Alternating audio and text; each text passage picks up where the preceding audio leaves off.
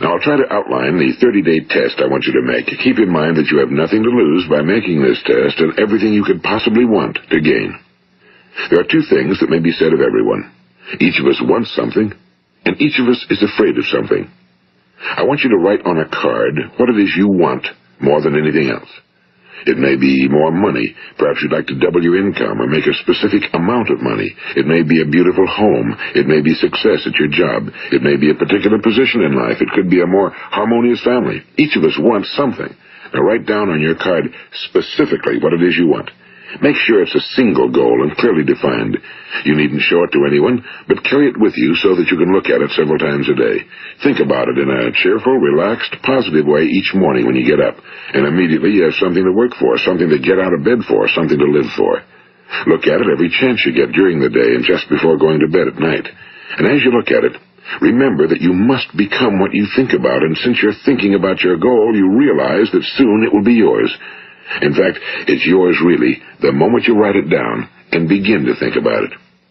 Look at the abundance all around you as you go about your daily business. You have as much right to this abundance as any other living creature. It's yours for the asking. Now we come to the difficult part. Difficult because it means the formation of what is probably a brand new habit, and new habits are not easily formed.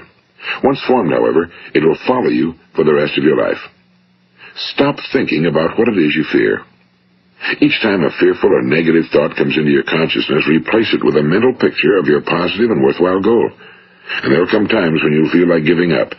It's easier for a human being to think negatively than positively. That's why only 5% are successful. You must begin now to place yourself in that group. For 30 days, you must take control of your mind. It will think about only what you permit it to think about. Each day for this 30-day test, do more than you have to do. In addition to maintaining a cheerful, positive outlook, give of yourself more than you've ever done before. Do this knowing that your returns in life must be in direct proportion to what you give. The moment you decide on a goal to work toward, you're immediately a successful person. You are then in that rare and successful category of people who know where they're going. Out of every 100 people, you belong to the top 5. Don't concern yourself too much with how you're going to achieve your goal. Leave that completely to a power greater than yourself. All you have to do is know where you're going. The answers will come to you of their own accord and at the right time. Remember these words from the Sermon on the Mount, and remember them well. Keep them constantly before you this month of your test. Ask, and it shall be given you. Seek, and ye shall find.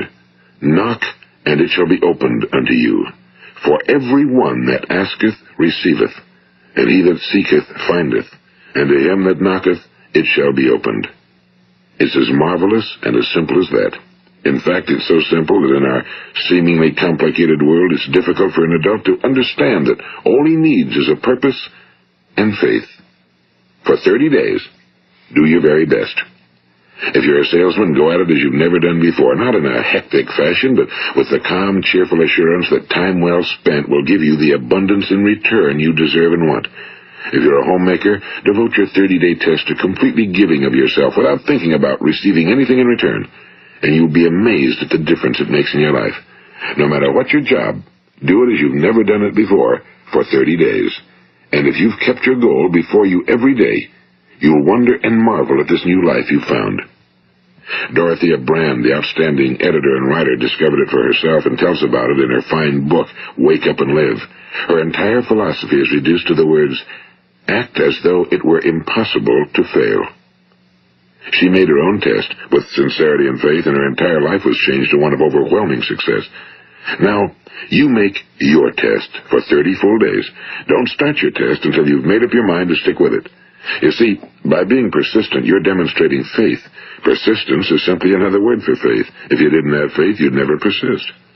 If you should fail during your first 30 days, by that I mean suddenly find yourself overwhelmed by negative thoughts, you've got to start over again from that point and go 30 more days. Gradually, your new habit will form until you find yourself one of that wonderful minority to whom virtually nothing is impossible. And don't forget the card. It's vitally important as you begin this new way of living. On one side of the card, write your goal, whatever it may be. On the other side, write the words we've quoted from the Sermon on the Mount. Ask, and it shall be given you. Seek, and ye shall find. Knock, and it shall be opened unto you. Nothing great was ever accomplished without inspiration. See that during these crucial first 30 days, your own inspiration is kept at a peak. And above all, don't worry. Worry brings fear, and fear is crippling. The only thing that can cause you to worry during your test is trying to do it all yourself. Know that all you have to do is hold your goal before you. Everything else will take care of itself. Remember also to keep calm and cheerful. Don't let petty things annoy you and get you off course. Now, since making this test is difficult, some will say, why should I bother? Well, look at the alternative. No one wants to be a failure. No one really wants to be a mediocre individual. No one wants a life constantly filled with worry and fear and frustration. Therefore, remember that you must reap that which you sow. If you sow negative thoughts, your life will be filled with negative things. If you sow positive thoughts, your life will be cheerful, successful, and positive. Now, gradually, you will have a tendency to forget what you've heard on this recording. Play it often. Keep reminding yourself of what you must do to form this new habit. Gather your whole family around at regular intervals and listen to what's been said here. You know, most men will tell you that they want to make money without understanding the law. The only people who make money work in a mint. The rest of us must earn money. This is what causes those who keep looking for something for nothing or a free ride to fail in life. The only way to earn money is by providing people with services or products which are needed and useful. We exchange our time and our product or service for the other man's money. Therefore, the law is that our financial return will be in direct proportion to our service. Now, success is not the result of making money. Making money is the result of success, and success is in direct proportion to our service.